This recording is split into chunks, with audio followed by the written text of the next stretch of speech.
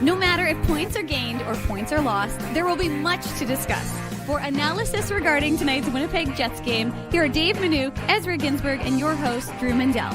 The Illegal Curve post-game show, presented by Play Now, the official sports betting partner of the Winnipeg Jets, starts now.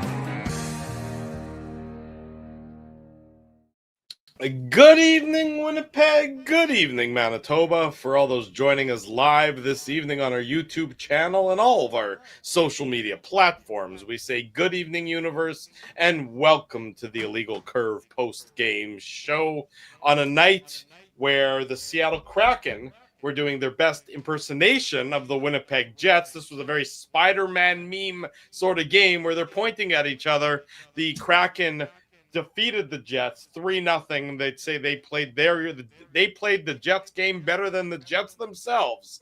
And the Kraken, with a well-deserved, tight-checking, quote-unquote, perfect road game, defeat the Jets and end the Jets' winning streak at 5 games. Gentlemen, good to see you both on this, Thursday night. This was not the most riveting hockey game we've ever seen, but that's probably exactly how the Kraken wanted to play, how they wanted to end their road trip. So kudos to them for executing a job well done. Grandma Lambert, I think, was happy with the coaching of her son, Lane Lambert, not so much necessarily of Brad Lambert because he didn't get on the board, but I'm sure she was proud of how he played tonight. But yeah, this Kraken team, guys, it's a different system under Lane Lambert. Mm-hmm. Like, this Kraken team is still, I think a talented team, kind of a mixture of veterans and young players. Like Berkeley Catton, that's only his third career NHL game, but he had 225 points in his last 2 years in the dub. So he's a really good player. Shane Wright obviously factored in on Jaden Schwartz's first goal. Matty Beniers, he was rookie of the year a few years ago, right? So they've got talent, but yeah, this was a boring game. Like, this was as low event, Drew, as it gets. And it wasn't, Joey Decord goalieing the Jets. That's not what happened in this game. The Kraken played well defensively. And look, guys, we expected them to be desperate in this game. Last game of a 6-game road trip. They lost their last game. So this team is desperate to stay in the early hunt for a playoff spot, right? So full marks to the Kraken. They clogged up the neutral zone, right? Like they clogged things up. They didn't allow the Jets to have a lot of second chances, Dave. And the Jets had some decent chances. Like Morgan Barron had several good chances. Mark Scheifele, right? He rings iron at the end of the first period. Yeah. They had some decent chances at the end of the game. I thought that around the 4 or 5 minute mark of the third period on, it was all Jets. And they just couldn't solve Joey Decord. And Joey Decord's a good goaltender. That's why they locked him up to that a 5-year contract? I think they signed Joey Decord too. So full marks to the Kraken. That was a pretty boring game for all the 15,000 fans in attendance. But look, the Jets are going to lose a game here and there. I didn't necessarily think they were going to go 15-1 to start the season. No, I don't think any of us really did. But Dave, I just thought that the Kraken, I thought they executed. I thought the Jets were sort of, for periods of this game, were struggling to defeat the Kraken system. That they were trying to do too much, that they were trying to, they just didn't have what I would describe as the requisite level of commitment in order to beat a system such as the one that the Kraken employed in tonight's contest. Yeah, I really thought the only guy who was really moving today was Morgan Barron. I thought which is ironic given the fact that he didn't play or he didn't skate yesterday, and we weren't certain he was labeled as day-to-day, but it was just not a good game. And the Jets kind of fell into the Kraken trap, and they played their style as opposed to imposing their will on the Kraken, and kicked off the homestand in the first game in the Heritage Classic jerseys, boys, with a less than stellar effort. Connor Hellebuck, he was full marks. He played really well. Of course, only gave up the 1 goal. And other than there were some flashes here and there, but I really thought Morgan Barron was probably the best forward on the night. And ultimately, they like you guys said, they had that Scheifele chance. I mean, Scheifele, before he even rang it off the crossbar, he had an easy tap in off that Josh Morrissey slap pass, which was really nice. He missed it. And then seconds later, he rings the puck off the crossbar. And Velarde misses says, on this in the same Gabriel sequence. Velarde Velarde misses. Yeah. So I mean, they had their chances, but it was just the power play had some looks. It just wasn't a particularly interesting game though. No, it certainly wasn't. I mean, I think this was an example of what happens if the first line maybe isn't rolling along as they have been. Here's actually Scott Arneal at the podium. Scott, we were just talking to a couple of the players there, and the result is one thing, but overall the performance of the hockey club, would you be fairly happy with what you saw for the most part? I liked a lot of what happened in the first. I liked a lot of what happened in the third. Second was loose. We didn't get any zone time. We got cute, kind of trying to stick handle our way through the neutral zone. And really in the first we got it deep and got it back. In the third period we did the same thing. And you know what? They're good. They're a good defensive team. Goaltender stood tall. They kept us to the outside. Their 5 guys were packing it in pretty tight. And it was going to take a greasy one. It was going to take a deflection or a rebound. And like I said, their goaltender was real good, and they played a pretty stingy game. So that more direct approach did allow you, like in the third period, allowed you a little more in terms of quality chances? Yeah, you're not going to tic-tac-toe your way around a team like that is taking away the middle of the ice. And, like I said, in the second period, I thought that's what we were trying to do, too cute. But I liked our first. I thought our first, we broke out of our zone real well against a good forechecking team. We got out of there. We had zone time, maybe not as much traffic as you'd like. In third period, I thought it was better, and there's some real good looks. I mean, there was some chances that thought their puck was going in the net, and they found a way to stay out. You've talked a little bit about discipline. What did you like in that area tonight? Well, it was a lot better, obviously. We didn't put ourselves or shoot ourselves in the foot. We were able to be, rolling our lines, playing getting 5-man units out there. So, yeah, I mean, if you stay with the box, it certainly helps. Josh Morrissey played over 28 minutes tonight, had 4 shots on goal. It seemed like he was kind of the catalyst for any kind of push you had in the third. What did you think of his performance? Yeah, no, that's what he does, right? He's a hard guy to defend, and when he has those, when he's feeling it like that, and I think he was mad at himself in the first because he had a couple looks and he tried to make plays, and I think in the third he did a real good job of manufacturing some offense from the top, and whether that was getting some shots through or making some plays to the goal line, but that's what Josh does. He helps us, certainly helps when he's out with those forwards there. He creates a lot of offense. He had 4 shots, and Neil Pionk had 5. Is that kind of an emphasis when they're packing the house like that to shoot a lot? Yeah, that's what you're going to get. You're not going to get. It's going to come from the top. They're going to give us a top, and then it's going to be us trying to find lanes to get it to that net front. And like I said, maybe a little bit more traffic, but they didn't allow us to get the rebounds. There was a few that were sitting there. They didn't let us get to them. Either they popped our sticks or they chopped it to the corners, and that's how you defend in this league. You got to be stingy around your net front. I was going to ask kind of what the next step is. When you have room at the top, you get the shots, and sometimes you guys are so good at recovering and creating chances after. Yeah, and I think that's what you saw in the third. We got to the rebounds. We got to not so much the rebounds of the loose pucks that sprayed off to the corners. Got to reset, do it again, hem them in. But you'd like to do that in the first and the second and really get them on their heels, tire them out. But at the end of the day, we talk about our I formation, somebody on top of the goalie, somebody in that high slot. That's usually a tip opportunity, kind of like a power play look to it. And then D, not being stationary and being mobile, getting, either crossing each other or, one guy diving, the other guy sliding over. We did a lot better job in the third of that. And there was just that, I think it was the first period, it bounced off the crossbar, it was in the crease. Did somebody make a play on Velarde's stick there, do you know? I didn't. Okay. I'm not sure, yeah. Didn't look at it yet. Because there did look, even in the second period, I think that backdoor play looked like it was available and it just missed. Do you also look at it, Scott, as one of those nights where, the puck just kind of betrayed you a little bit too?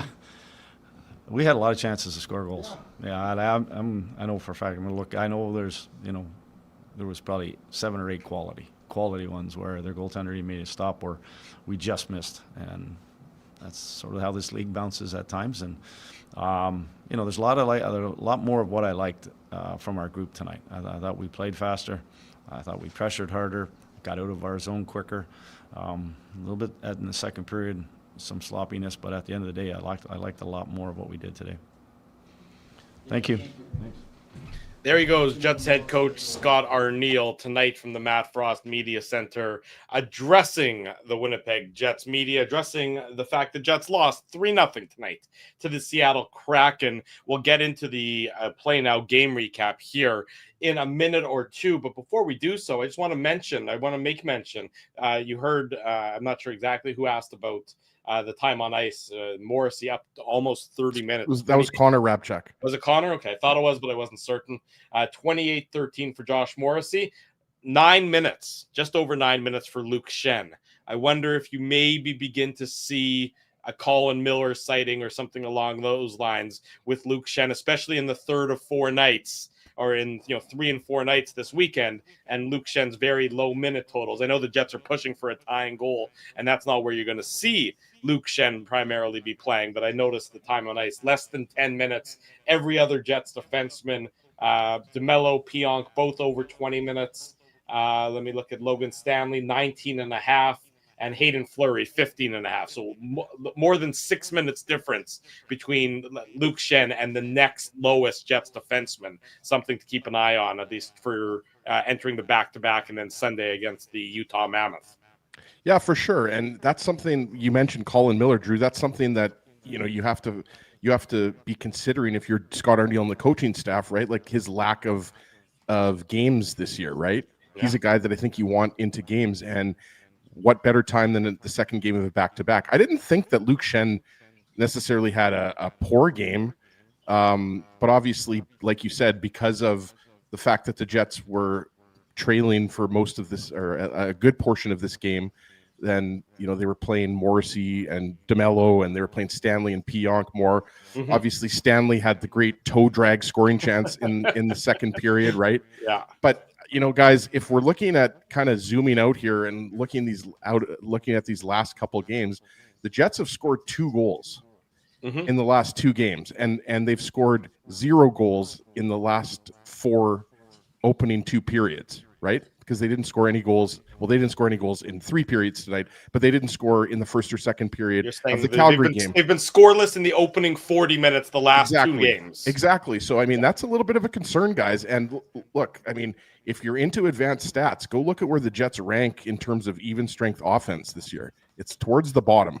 Certainly right? Is. So, the Jets' success to date, the reason why they've won 5 of the first 7 games is largely because of special teams and the play of Connor Hellebuck, right? It's not because they've been playing particularly well at 5-on-5. And tonight's game was not unlike the Calgary game, where I think there were 9 or 10 combined penalties. This game, there were only 4 combined penalties. So most of this game was played at 5-on-5, right? There was a lot more flow to this game. It was just ugly flow, right? So that's a concern for me. And I didn't think, Nemesnikov, Iafallo, Lambert were particularly dynamic or great tonight. I'm not saying that they played poorly. I'm just saying they didn't generate a ton of offense. Obviously, the top line generated most of the offense like they usually do. And I thought Johnny Taves had the chance on the power play. I thought that line was fine. And I agree with Dave. Like, arguably, Morgan Barron was your best forward tonight, and that fourth line was good. You remember in the second period, Tanner Pearson had that chance when Barron had the traffic in front. That was right before Logan Stanley had that chance late in the second period there, right? So the fourth line continues to be really good. We didn't know if Morgan Barron was going to play until this morning, right, Dave? You reported that on illegalcurve.com, right? So Morgan Barron, he was good in the face-off circle. That line continues to be good. Wasn't he like 10 for 12 or something like that? He was really good. And that's why, we were saying this in the offseason. You forget, Barron has been, for the most part, as a Jet, he's been a winger. But he's actually been, I think, much more effective up the middle, and that's why Scott Arneal is using him as a center now. So I thought that line was good, but I still want a little bit more offense from, I guess we'll call it the third line, that Nemesnikov line. Well, that's a concern for me, that at even strength they haven't been producing. I think Iafallo, it's been a few games now since he's chipped in a goal. I think he's got 1 or 2 goals on the season, and I'm not singling Iafallo out. I'm just saying that line needs to be producing more. Well, to your point, so the Jets had 9 high danger scoring chances in the course of tonight's game at 5-on-5. This is per natural stat trick. The Jets had 9 of them. Of those 9, 7 of them came from Connor Scheifele-Velarde and Koepke Barron and Tanner Pearson. Connor Scheifele-Velarde had 4 high danger chances. Kepke, Barron, Pearson, they had 3 high danger chances. The middle 6 for the Winnipeg Jets did very little when they had the puck in tonight's game. They were, the puck almost died on their stick more often than not. Now, in that entirety of that second period, the puck died on most of the Winnipeg Jets sticks. But you're right. You need to see, and I think Jonathan Taves said as much recently when he was speaking with the media, it can't solely be Connor, Scheifele, and Velarde. The middle 6 needs to contribute more. Now, the Jets have been getting away with some less than desirable, advanced stats, if you will. Their Corsi 4 is towards the bottom of the league. Tonight was one of the first nights that they actually won the Corsi battle. That doesn't get you anything in terms of the standings, by the way. But it's interesting to note that, again, in this game, I thought that the Seattle Kraken just did a very good job at keeping the Jets to the outside. The Jets played into that a little bit by trying to do too much rather than keep it simple, stupid. They didn't take that method, but Dave, I thought that the Jets just, on a night that they needed an offensive push from somebody other than the top line, they couldn't deliver it from the second or the third lines tonight.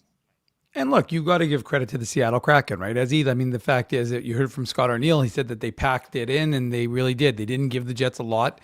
And if you're trying to be too cute, it can burn you a little bit. And Seattle really didn't give up a lot. And clearly they, aren't feeling very good about their game. They were 1-2-2 coming into tonight's game and had lost their last 2 in regulation. So this was a team that was clearly looking to, like you guys said, or Drew said it, earlier, but end the 6-game road trip, at least with a win. And it felt like this team was prepared to sit on that 1-0 lead when they got it early in the second period, It really felt like watching that game. Like this was like, okay, well, they're just going to sit back. Now the Jets did have chances, as Scott Arneal said, and it is. I saw the tweet saying that. I think Garrett put it out, saying that of course the game the Jets lose in this little run is the game that they're analytically winning. But at the end of the day, Connor Hellebuck was really good. He made a couple of real nice saves, but ultimately, I'm kind of inclined to go back to one of Drew's points, because at points I was watching this game, I was like, why is Colin Miller not in this game? And, again, if you're not only using Luke Shen for, what did you say, Drew? 7 minutes, 9 minutes, whatever it was. 9 minutes, yeah. Not ideal, right? So it's not ideal. So I understand it. I guess the advantage to it is that it gives an opportunity for Josh Morrissey to play 28 minutes in a game. But, ideally. Or on the first half of a back-to-back, I don't think. Well, that's what I mean. Ideally. And it's one thing if you won this game, but now you're going in and you're playing a Flames team that have lost 6 games in a row. So that's not ideal either, of course. But about to be 7 in a row. Well, if they leave, and then if they lose 7 in a row, they might leave Mackenzie Weegar behind. That would be Dave's dream come true. Time will tell. Only because then I'd be able to clip one of the few times, the 10, 17 times I said. Right. You've been saying it for years on end. It doesn't really have the same je ne sais quoi. No, it would, because no one would understand. Dave's trying to manifest. Yeah, he is trying to manifest. There's no question about that. He's destiny, just destiny. He's a manifesting son of a gun, that Dave Minuk is. Let's get into the goals in tonight's contest. It won't take us long. It's part of the Play Now game recap. The Play Now game recap. Big thanks to our friends at Play Now for their continued support of the Illegal Curve post-game show. When you sign up for Play Now, you get to choose your welcome bonus up to $250.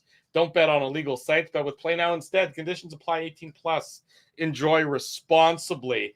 I know this wasn't the most exciting game, but for everybody who's watching tonight and all of you watching on the post-game show, first of all, smash the like button if you haven't already done so. I want to tease a little bit so to keep your interest. We have a new commercial that's debuting. So once we go to commercial break, stay with us through the commercial break, because the new commercial will be part of that. So that's something for you to look forward to. I know you're looking forward to our analysis, and you're looking forward to our joy and our mirth and our entertainment value, but also a new commercial. So stick with us for that. That'll be a fun part of tonight's post-game show as well. Not a lot of fun in tonight's contest, as we talked about. Jets' best scoring chances certainly came early in the game, right at that end of that first period, where Scheifele hits the underside of the crossbar. A lot of people thought that went in. It did not. Gabe Velarde, who's still looking for his first of the year, had the puck right there, in the crease, and it just sort of bounced away from him a little bit there. Just couldn't quite get Wood on the puck to put it behind Joey Decord. That's how the first period ended. Gabe Velarde, Drew, confirmed, not a good curler. He does not know how to sweep. Curler. That's true. Not doesn't get a good sweep in there. Not doing his own housework apparently. The first period for the Jets I thought was a good one. I thought that was they came out strong. They didn't get that goal, and then I sort of thought their game a little bit, to some extent, diminished as the game went on. But that first period was not bad for the Winnipeg Jets. No, it wasn't bad. There was definitely a sag in the second period, even late in the first period. Morgan Barron had that good scoring chance when Nino Niederreiter fed him from behind the net. Yeah. And then after Jaden Schwartz took that penalty for Seattle, I thought the second power play unit was better. I actually thought on all power plays, the second unit looked better tonight. It just was kind of one of those weird games. Obviously, that doesn't mean that Scott Arneal is going to use them as the first power play unit, but Johnny Taves had a good chance on that power play. He had a good point blank chance. So you're right, Drew. They had chances, and they just seemed to dry up in the second period and kind of early in the third period. And then the Jets, had their push, and then they started to activate a little bit more. And I agree with Connor asking Scott Arneal about Morrissey, not just in reference to the ice time, but he was the catalyst tonight. I thought he really was. Scheifele, Connor, Velarde, they were good. They had some chances. We saw bursts of the usual speed bursts from Connor, and the usual Scheifele hanging onto the puck and shielding the puck in the offensive zone. But yeah, certainly the first period was a low event. There weren't very many high danger chances. Just checking natural stat trick here, I think there were 3 high danger chances for the Jets. 4 in the first period. 4-1 for the Jets. Yeah. And then the Kraken had all 4 high danger chances in the entirety of the game at 5-on-5. Yeah, that seemed a little bit low to me, but because they had, you remember in the third period they had a couple of really good chances. Yeah. And they had a good one in the second as well. Yeah. Who's the arbiter of that? We should send an email to Natural Stat Trick. I'm curious who the arbiter of a high danger chance is, or what the arbiter of that is. I'm sure somebody smarter than me knows what the answer to that question is, but I'm always curious about that.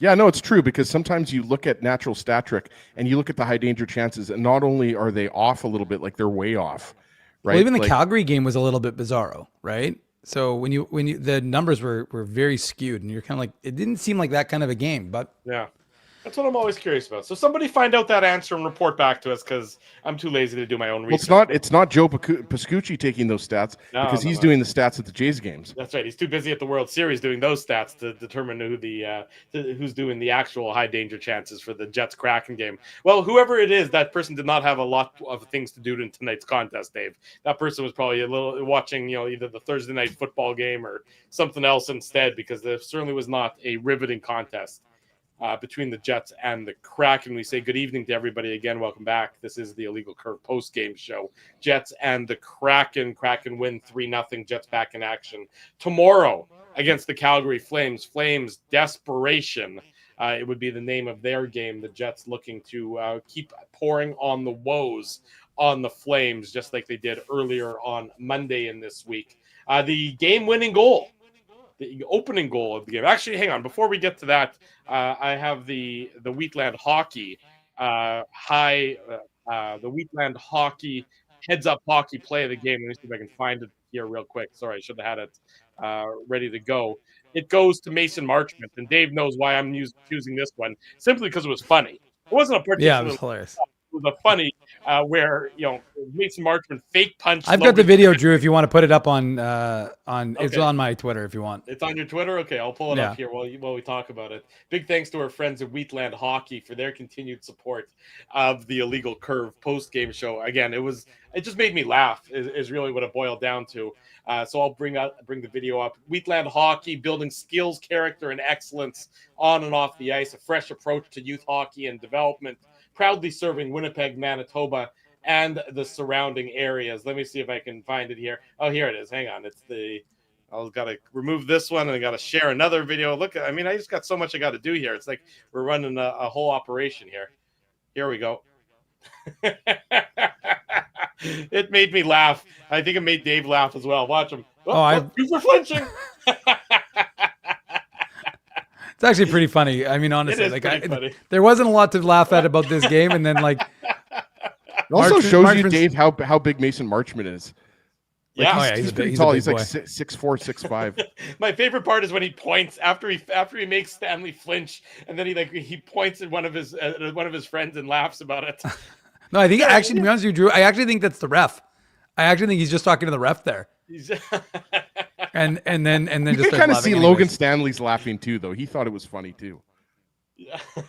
I don't know. Anyways, it made me laugh as I continue to. I giggle laughed. I howled about it. Yeah. That tells you how bad tonight's game was, or how the lack of entertainment is. This might have been the most entertaining part of tonight's contest. How many times are we going to show it here, boys? I'm really enjoying it. I got to tell you, I'll get rid of it now, but I did find it to be very funny. So that's our Wheatland Hockey heads up hockey play of the game. Why not, right? Well, in a game like tonight, I'm fine with it. Yeah, I'm fine. Look, Drew, I'm fine with whichever play that you pick, but Yeah, especially in a thank you. game tonight where there wasn't a lot going on. Yeah. And it was funny. Yeah, exactly. I thought it was funny. The Kraken opened the scoring. There was a goal in tonight. By the way, Drew, I've ascertained it's a machine. Technically, they're using the NHL's the folks that are that work for the NHL. They feed them information into a computer, and then sites like Money Puck or Evolving Hockey or Natural Stat Trick draw it from there. But basically, it's the information that's put in by the NHL officials. Like, I guess because they track where the shots are coming from. Is Yeah. that? So they'll say where the shot comes in. They'll enter that into the computer, and so in near real time, they're essentially getting the information, which makes sense. Yeah, it's better than one. And person that's why standing often watching. when we're sitting, that's why when we're sitting in the press box and the NHL officials sit above us, you can sometimes hear them yelling at each other to say where it is. Now, then again, sometimes they're adding shots, taking away shots. So I'm not so sure that they know what they're doing, but regardless, they're the ones who are doing it. Sometimes I hear them yelling about, "Hey, that Minute guy took another box of popcorn before he was allowed to. We got to, step in." Drew, so long since No. you've been in the press box. We don't get No. boxes of popcorn now; it's bags of popcorn. My apologies for misspeaking. Jaden I like the Schwartz. taste of popcorn out of a box over a bag. I'm with you Yeah, on I that. would- I'd go I would agree with you with on that. I'm with you on that one. I think the box soaks up the buttery grease a little bit better than the bag does, which Yeah. maybe, I would agree with Yeah, you. the on bag that gets one. wet and And the Yeah, plastic in less your there. urine, it's all that stuff, Yeah. Kraken opened the scoring 2 minutes and 28 seconds into the second period. It's the game-winning goal. Jaden Schwartz, his third of the season, assist to Shane Wright and Adam Larson. And, Alex Iafallo takes about a half of an incorrect step, and that's all it takes for Jaden Schwartz to get behind him. And a real nice play by Shane Wright. Just a smart shot for the rebound. He's not trying to score on this one by any stretch of the imagination. It's a shot to the far pad of Connor Hellebuck, and we've all watched enough of these hockey games. And when you shoot it to the far pad of the goalie, it often results in a big rebound. That's what happened in this case. Alex Iafallo is in a trail position. Jaden Schwartz jumps on the rebound, puts it behind Connor Hellebuck. That's the only goal that Connor Hellebuck gave up in tonight's game. Good job by the Kraken in forcing the Jets to turn over the puck. They squeeze out Iafallo. They squeeze out the Mesnikov. Adam Larson keeps the puck in at the blue line. And the rest, as they say, is history, as the Kraken take the 1-0 lead early in the second period. Yeah, the Jets were, I thought, a little bit scrambly in their own zone, and you're right. I mean, you mentioned Alex Iafallo's in a trail position because Jaden Schwartz just sees that there's a little bit of traffic in front of the net, and he kind of slips in behind everybody. And Shane Wright did that on purpose. Like, that wasn't Shane Wright. Shane Wright was putting that puck on the net to get the rebound. He saw that there was a little bit of traffic in front of Connor Hellebuck. And so, give Jaden Schwartz credit. Guys, let's not forget, Jaden Schwartz, obviously good Saskatchewan boy. There was no shortage of good Saskatchewan boys in this game, as pointed out by Kevin Sawyer on the broadcast. But let's not forget, Jaden Schwartz has been a bit of a Jets killer. I mean, this is a guy who won the Stanley Cup in 2019 with the St. Louis Blues. We remember how good Schwartz was in that first round against the Jets, right? When did they not go up 2-1 in that series? If I remember correctly, it was 2-2 in that series. 2-2 St. in Louis that won series, the and they first won two in games, 6. and then the Jets won the next two, and the Blues won it in 6. Right. And so Schwartz has been he's carved out a nice career for himself, and he's a good player. And that's why, again, guys, this isn't Kraken lunch. I'm not here to make the case why the Kraken are going to be a playoff team, but I'm just saying I wouldn't be surprised if the Kraken are fighting for one of those playoff spots, because as I've said, as we've said, in that division, it's top heavy. It's Vegas and Edmonton at the top. And then, yes, a lot of people have LA in there because they're almost always the third place team in that division. But I'm just saying, this Kraken team under Lane Lambert, I think Lane Lambert was a very smart hire by them. Dan Bilesma obviously only lasted 1 year there, but Lane Lambert has a lot of experience, not just at the NHL level, but he's got a lot of experience at the American Hockey League level. He has them playing a system. I mean, exactly. That's the thing, Drew. In previous years, the Kraken didn't have an identity or a system. Exactly right. Dan Bilesma didn't have them. I don't know what system he was trying to employ with them, but it certainly didn't work.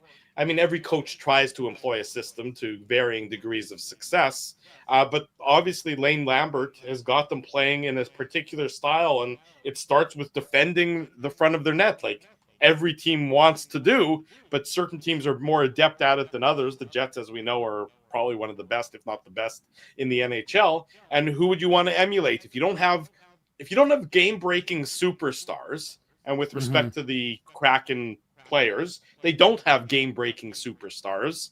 You know, they are a team that's going to do it by committee. They have some nice players, but they have nobody who's individually going to take over a game. So what do? You start in your own zone. You mimic what the Jets are doing. That's why I used the Spider-Man meme reference earlier when we started the broadcast.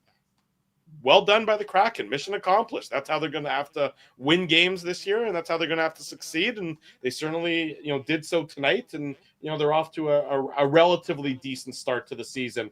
4-2-2. I'm pretty sure everybody in Seattle would gladly take a 4-2-2 start for the Kraken this year. Yeah, for sure. And let's not forget, guys, the Kraken are without Jared McCann. They're without Capo Caco. They're without Brandon Montour, who's arguably their best defenseman. Vince Dunn, I think, is very underrated. I know he's probably not going to make Team Canada or anything like that, but I've always liked Vince Dunn, and you throw in guys like Adam Larson and Jamie Oleksiak on the back end. Like, they're going to be a competitive team this year. They're not, like Drew said, there's no McDavid, there's no Draisaitl, there's no McKinnon, there's no top-end superstars. They've got some emerging young stars, like Shane Wright is an emerging young star. I mentioned Berkeley Catton. Give him a couple years, and he's going to be putting up big numbers. And to going back to what Scott Arneal said, I mean, the Jets did have chances, right? Like we talked about, whether that's a couple chances for Morgan Barron. It just seemed like there wasn't a lot of second opportunities. It was a lot of one and done. And Joey Dacard's a good goaltender, right? So, like, again, sometimes the Jets can lose a game and play well, right? Like they don't always play poorly and lose a game, right? Like against Dallas, they didn't play well.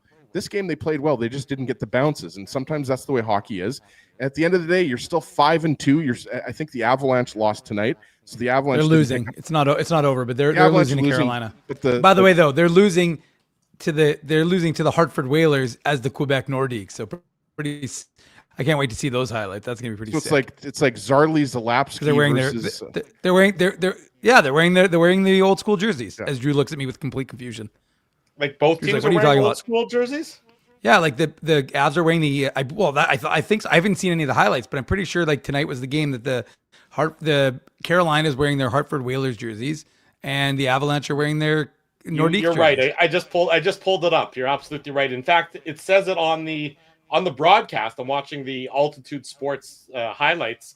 It doesn't even say Carolina and Colorado on the score box, like on the ticker. Yeah. It says Hartford and Quebec. That's got to be a killer for those people, in Hartford and Quebec City. Can you imagine that? Yeah, like that's a kick. It's one thing to see the jerseys, which I mean, I haven't seen. Like I said, I haven't seen the highlights. I'm sure that's gonna be amazing. But and then the Kings are doing the Jets a favor because the Kings are beating Dallas 2-1 in the third. So if the Jets now, Ezzy, the problem for the Jets, though, Utah's winning and they're going to pass the Jets. No, they won. They've won. Yeah, so I think they have more points than the Jets now, right? It's yeah, but not only that, to be scoreboard watching. Well, no, but you. I'm only saying Utah because they're. The Mammoth are 6-2 right now on the season. Yeah, but they've won 5 to make the playoffs this year. Drew. They've won 5 in a row. They've won 5 in a row. So they've got they're the Jets' opponent on Sunday. So it'll be interesting to watch them. And I think Logan Cooley had a hat trick, and Macklin Celebrini had a hat trick, and everyone was having hat tricks today. Nick Schmaltz had a hat trick last week. Although Macklin Celebrini had a hat trick only because he talked to that lady and he was interviewed by that lady in New York. Tell me you saw. Yeah, that I know. video. I know what you're talking about. This lady in New York walked up to Macklin Celebrini and Will Smith and said, and basically was like, "Oh, who are you guys?" And like a couple of good-looking guys. What are you asking them questions? And it was probably like and she kept apparently she kept making them redo the video, and like, get up, let's see what you look like, and like it was just the most bizarre thing. And then you look at her Instagram, she had like 350,000 followers. She's got some sort of. She does these like basically man on the street, woman on the street, I guess, interviews, Drew. But anyways, those guys were interviewed. It was bizarre but kind of funny. With it. Yeah, they were respectful, actually, I thought. Well, that's nice of them, and they were rewarded with a good performance. Yeah, I think he had. Yeah, I saw Celebrini had 5 points tonight, so good for him and Will Smith. And yeah, that San Jose Sharks team finally got their first win of the season. It's the struggles for the Rangers, though. They continue on home ice. I think haven't they lost every game on home ice so far this year? I don't think. I know they've been like shut out in like 3 straight or something like that. So. Yeah, that's a shame. I don't really think he meant that, Ezzy. That's the only goal of the game in the second period so far. The Jets had some opportunities, particularly in the back half, and from about 8 minutes into the third period, they sort of picked up their game and they had some opportunities. Tanner Pearson and Morgan Barron almost capitalized. Logan Stanley with a bit of a toe drag, as we all expected. He had an opportunity. Connor Hellebuck made a nice save on Mason Marchment with about 4 minutes plus to play, and then the Jets with Connor Hellebuck out of the net, they won the faceoff. But then Josh Morrissey, unfortunately, maybe as a result of playing 28 and a half minutes, he had a stumble at the blue line, and that's all it took. One sort of bobbled puck and one little stumble. Jaden Schwartz picked up the loose puck and was able to skate down the ice, put it into the empty net to make it 2-0. And then 23 seconds later, Jordan Eberle again into the empty net, assisted Jaden Schwartz, his 3-point night. And Joey Decord, a shutout and an assist for the Kraken goalie. So a job well done for Decord. And so if he would have fought Connor Hellebuck, Drew, that would have been a Gordie Howe hat trick for Joey Decord. I guess it would have, yes. You don't frequently see goalies get I'm almost willing to bet that I don't know if a goalie's ever had a Gordie Howe hat trick. Now, maybe Ron Hextall. That's the only goalie that could come to mind is Ron Hextall as well. Yeah. Maybe Tim Thomas, maybe? Tim Thomas was angry. Tim Thomas, he was a little nuts. Mikhail Burden? Well, not sure that I'm talking NHL level. I'm not talking about AHL level. Dave, that clip of Mikhail Burden drop kicking a puck is still, I think, your top. I think he got like 5 million views or something like that on that one. Yeah, that was he got some disciplinary action from Pascal trying to kick the puck and almost slicing someone's jugular open. I don't think everybody was very happy with him for that little play. He was. Trevor Kennard was impressed, though. Is eccentric a fair word to describe him as a goalie? Bizarre. Sure. Bizarre. Eccentric. Unusual. Sure. Unusual. Yeah.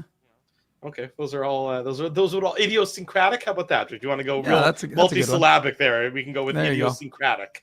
In any event, the Jets had 0 goals in tonight's game. Don't have to go multisyllabic for that. I guess that's just 2 syllables. 0 for the Winnipeg Jets as they dropped tonight's contest. Remember those 0 shirts, Drew, back in the 90s? No. What are you talking about? Yeah, what are you talking about? I feel like Billy Corgan made them famous. Remember the chat will back me up here. There was like, those shirts that said 0 and there was a star. Dave, do you know what he's talking about? Nothing. No, okay. but on a Billy Corgan note, he was the first person in the Celebrity Lookalike. Billy Corgan, which featured my cousin, Sheldon Manouk. Yes. And my old neighbor, Ben Friedman. Statler and Waldorf. Statler and Waldorf. Yeah, great band, Smashing Pumpkins. But are we going to get into the Foo Fighters not coming to Winnipeg? Are we going to touch on that? They're going to Fargo. They're going to Edmonton. They're going to Regina. So I guess Regina? you could go to Regina. But the weird thing is, Queens of the Stone Age, you guys know, is one of my favorite bands, and they're opening for the Foo Fighters, but they're not opening for the Foo Fighters in Fargo for some reason.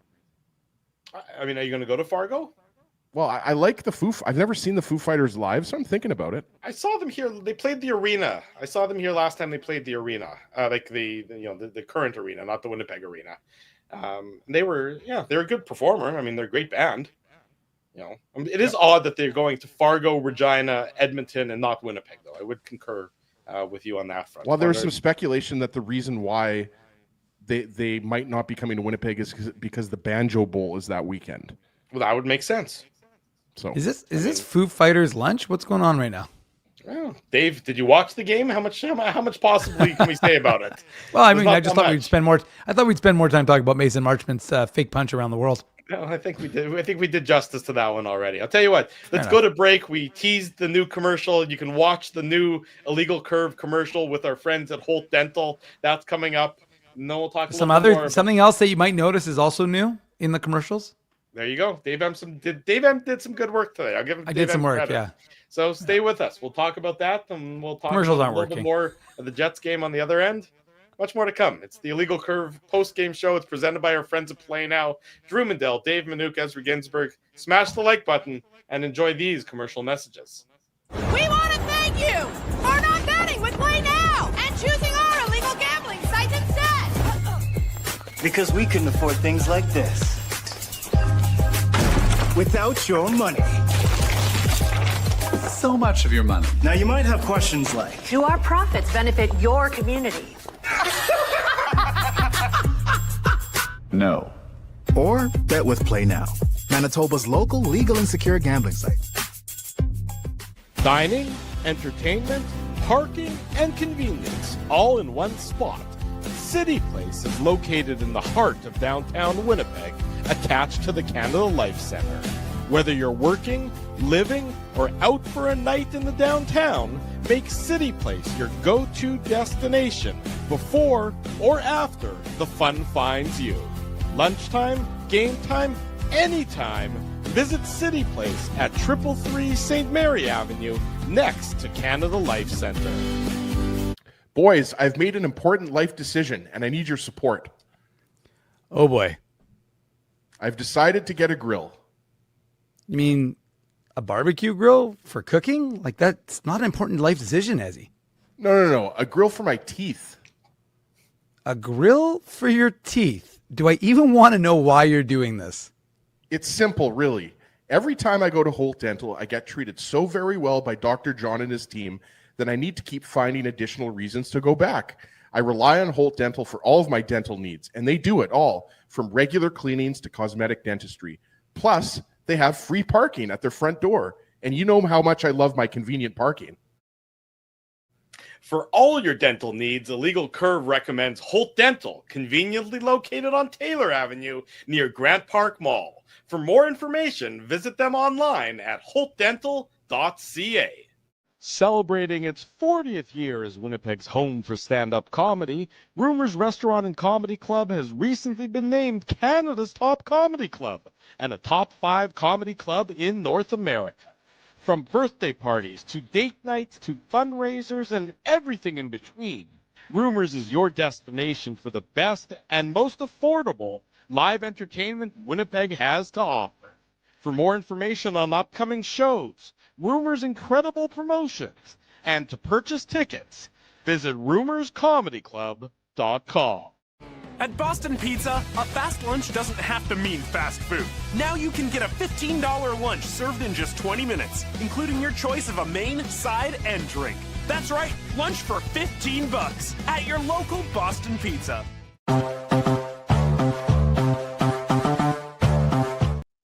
Bottom of the hour, welcome back to the Illegal Curve Hockey Show. Drew Mandel, Dave Minuk, Ezra Ginsburg, the Illegal Curve post-game show to be more accurate. Again, that Holt Dental commercial, Ezzy's Grill, just I can't count the number of awards that's going to win. So many, it's hard to even begin to imagine all the awards. black tie affairs we're going to have to go to as a result of that cinematic masterpiece that we. Do they still do the Razzies, Drew? That's still a I would thing? assume so. I really don't know. I mean, I think we could win a Razzie. I'm sure we probably could. Ezzy, credit to you. Patrick S. knows what you're talking about with your Smashing Pumpkins t-shirt. So yeah, just Google it. I remember it was like a big thing for kids to wear those black. It would say 0 across the chest with a star underneath. Anyways, the main point is that the Smashing Pumpkins are a great band. Melancholy and the Infinite Sadness. Not good live, though, I have to tell you. Not a good live you band. saw them live? I saw them live. I've seen them live. Good music, not good. Billy Corgan, not the best performer live. I heard that about Weezer from our buddy Sean Moglove. I heard Weezer is not a very good band live either. Okay. There you go. Wheatus is coming. Are you going to go see Wheatus? I don't really know Wheatus. Isn't their song Teenage Dirtbag? Right. Yeah. Oh. But that's about it. Is that their only song? They just do one song. I just keep playing the same song. Give the people what they want. It is a good song. Yeah. If they want it for hours on end, just keep playing the same song over and over again. That's often what we do here on the show. We're basically just playing the same. We're just playing the greatest hits at this point in time, over and over. Do you want to go and see over Wheatus together, Drew? I'll go see Wheatus with you. Again, I don't know if I want to spend money on Wheatus, considering they're going to play other songs that I likely won't know. That's where as much as I want to spend quality time with you, Ezzy, I just don't know that, the juice is going to be worth the squeeze on this one. Yeah, no, fair enough. Yeah, thank you. But, if somebody wants to, if Wheatus is listening or wants to throw us some freebies, then you and I can have a night out together. What are you guys even talking about? I'm more of a Primus guy. You're more of a Dave, Primus guy? Remember Winona's thing? Winona's Big Brown Beaver, remember that? What did you just say? The band Primus. Yeah, but what did you just say? What did you say about Winona? No, but their song was Winona's Big Brown Beaver. All right, this show's devolved. Someone hit mute on Ezzy. Hey, Dave, when you don't get any Jets goals, this is what happens. Well, no, but we could talk about this or this. Ooh. What is that? Oh, that is a new illegal curve hat. What's that? Also a new illegal curve hat. Sexy. So we finally got the merch stage ready to go. Maybe even wearing something right now, a little tone on tone. Although this is gonna be blue, not white, or cream. But yes, we'll have thanks, Doug. Doug already says nice hat. So we're shooting for Monday as the day the store will be open for about 3 weeks. We're going to have everything, so it'll be hopefully done so you can have everything for Christmas, Hanukkah, whatever holiday you celebrate. We'll have the IC merch store open. And the nice thing is it's going to be local. You can pick everything up, Inkster Industrial Park, which is where our merch person is. And a lot of this is being done locally. So that's another nice thing about this. And we're going to have it, like I said, open for about 3 weeks. So if you want to rock some illegal curve stuff or buy it for someone that is an illegal curve fan that you love, then we'll get that to you. And again, we'll send out emails. We'll let everyone know when it opens, and hopefully you can get some nice merch yourself. Love it. Look at you, Dave Minute, doing the yeoman's work all over the place. This man is with his website work and his internet work and his YouTube work and everything under the sun. Let's hear it for Dave M, everybody. Yeah, Dave M. Round of applause for absolutely. Dave M. Let's give it to him. You're the Give it king, up for Dave M. But I got to tell you, I really need some merch, Dave, because like a lot of those IC shirts from like 3 or 4 years ago, like I got holes in them. There's some mustard. You've worn them out. You've worn them out. Yeah. So I'm gonna need like at least 10 new t-shirts. He needs a new wardrobe, folks. Well, I will. Honestly, I'm not. Again, I'm not going to take credit. I do like the look of a lot of the stuff, and it's super. Like this hoodie is beyond comfortable. So looking forward to opening up the store. And, looks like cashmere. It's not Dave cashmere. only wears cashmere. His undies are also cashmere. It is not cashmere. And Patrick, there will be shipping available for folks who are not in this market, don't want to have the option of picking up. And like I said, all that information you should probably pick up because Canada Post is likely going to be on strike anyways. And I think they're off the strike now. But anyways, it's a rotating strike. I don't really know what that means. Yeah, rotating strike. Anyways, the point is that mean? Like, I'm getting mail, but like there's a strike. Like I'm still getting mail.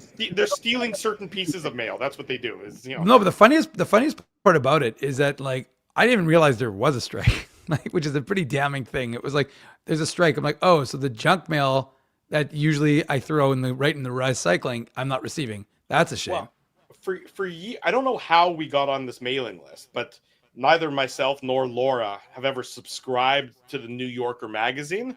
But we get the New Yorker delivered to us. Whoa, the New Yorker, Drew. Look at you. La-di-da, Mr. Man of the Town.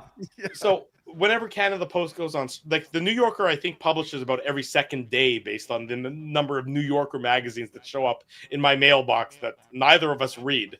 But then like the Canada Post will be on strike, and then I'll end up with like 30 weeks worth. Yeah, I'm like, oh great, here's 20 editions of the New Yorker. I'm like, what do I need this for? I don't even know why I get it, but apparently it just keeps on coming. Is the New Yorker the one that has like? Remember, there's the comic? Isn't that the one with the monocle? No, that's you're thinking about Monopoly, Dave. They're different things. No, I thought there was like a. Or you're thinking about Mr. Peanut. I mean, it's either one of those. Well, Drew, when I'm looking at you, I'm often thinking of Mr. Peanut. Drew, you went as Mr. Peanut one year for Halloween. I did. It was a great costume. It actually fit perfectly. It was like. We pull that up, Dave. By the way, Drew, as an aside, do a search for the New Yorker. You will see the monocle I was talking about. So apparently, when you do get your New Yorker, you don't read it very closely. I just said I don't read it. I don't know why I get it. I mean, that's see, Matt Hyman had my back. Monopoly Man did not have a monocle. You know who does? The new New Yorker. Well, and Comet is right. Digression is awesome. How many of those New Yorker magazines at Drew's house are flagged, Dave? Anyways, I was looking for the picture of me as Mr. Peanut, but I couldn't find it. I'll let you search the internet. That was like early 20s, Drew. I was living in Ottawa. That's right. It was a Halloween party that we hosted in Ottawa. So that's how long ago it was. It was. I found a picture of you being. I found a picture. No, I found a picture of Ezzy. I found a picture of Ezzy giving Drew the finger when Drew was on TV being interviewed. When was I being interviewed? 2011, April 14th, 2011. It was something. Do you remember you and Laura were being interviewed about something political? And then Ezzy gave you the finger, just so you know. Yeah, sounds about right. I think we're done for tonight. We have to do this all again tomorrow, so we might as well end it here because we've really gone off the rails. Big thanks to all of you for sticking with us and all this nonsense, because this is a lot of digression, by the way. This is heavy on the nonsense tonight, but that's what happens in games. Picture of Hustler when he got caught on the kiss cam and he gave it the finger. There's a lot of pictures of the finger on my phone, apparently. Dave, by the way, is the most ruthless person when it comes to having a database. Is he eating a chicken wing? There you go. Dave is ruthless, is what I'm saying. Where are you pulling this stuff out of right now? Because he's ruthless. Big thank you to our friends at Rumors Restaurant and Comedy Club, Play Now, Holt Dental, City Place, Wheatland Hockey, Boston Pizza. Is he doing yoga? Support these fine businesses because of their continued support. Street yoga. Of Illegal Curve Hockey. Smash the like button if you haven't already done so. This was more entertaining than the game itself. Hopefully tomorrow night will be more entertaining than not just me showing pictures. Not just Dave going through his phone roll, his camera roll. Is he doing a breathalyzer? There you go. I think that was actually from last week is what that was from. IllegalCurve.com is the website, the YouTube channel. We'll see everybody tomorrow night right around 9:30, 9:40 after the Jets and the Flames. For Dave Manouk, he's showing off his photos. For Ezra Ginsburg, I'm your host, Drew Mandel. Thanks, everyone, for joining us. This has been a very weird edition of the Illegal Curve postgame show.